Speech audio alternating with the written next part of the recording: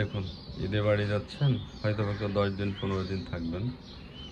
বেলকনিতে আপনার গাছ আছে, কিন্তু সেই গাছগুলো বাঁচবে কি মরবে সেটাও তো দেখার বিষয়। যদি নাকি রোদ লাগে, এখন চৈত্র মাস, রোদের খুব তাপ, তাই গাছগুলো মারা যাবে।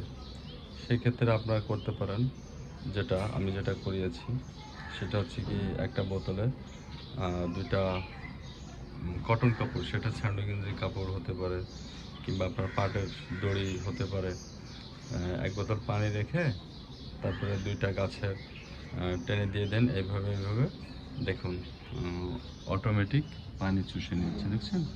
দেখেন নিচেটা শুধু ওটা উপরে ভিজে আস্তে আস্তে যাচ্ছে এবং এইভাবে গাছে তার পরিমিত পর্যায়ে পানি সে নিয়ে নেবে। এভাবে যদি আপনি মাসের মাস রেখে দেন, তাহলে কিন্তু আপনার কি হবে, গাছ মরবে না, কারণ গাছ পর্যাপ্ত পানি পাচ্ছে। হ্যাঁ, সেটা একটা গাছ হোক, 10টা গাছ হোক, 20টা হোক, সবাই দিতে পারেন। এটা যে কোনো ফলের গাছে দিতে পারেন, সেটা আপনাদের গাছ বাঁচিয়ে রাখতে সাহায্য করবে। গাছ যে শুধু গাছই তা না, গাছ আমাদের অক্সিজেন দেয়, গাছ আমাদের ফল দেয়, গাছ আমাদের সবজি দেয়।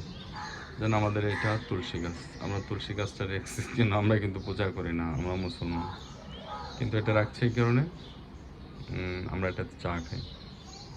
হ্যাঁ, তারপরে গাছ থাকলে ভালো লাগে, বেলকনিতে 2টা গাছ থাকলে এটা অনেক ভালো লাগে না?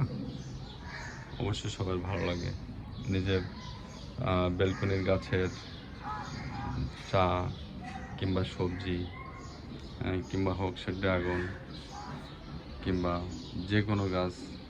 এটা হচ্ছে আমাদের বেসিল লিফ, এটা হচ্ছে কারি পাতা,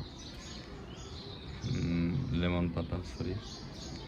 আপনারা এইভাবে সবাই একটা বোতলে পানি রেখে কয়েকটা দড়ি অথবা আপনার গেঞ্জি, আমি স্যান্ডো গেঞ্জি দিয়েছি, স্যান্ডো গেঞ্জি হাতের মাথায় পেয়েছি সেটাই দিয়েছি। স্যান্ডো গেঞ্জিতে কটন কাপড়, এটা পানি টানে বেশি।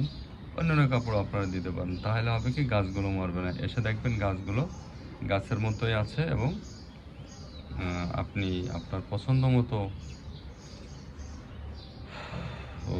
গাছের যে উপকারিতা সেটা নিতে পারবেন। কিন্তু গাছগুলো যদি মরে যায়, সেগুলো এসে আবার লাগাতে হবে।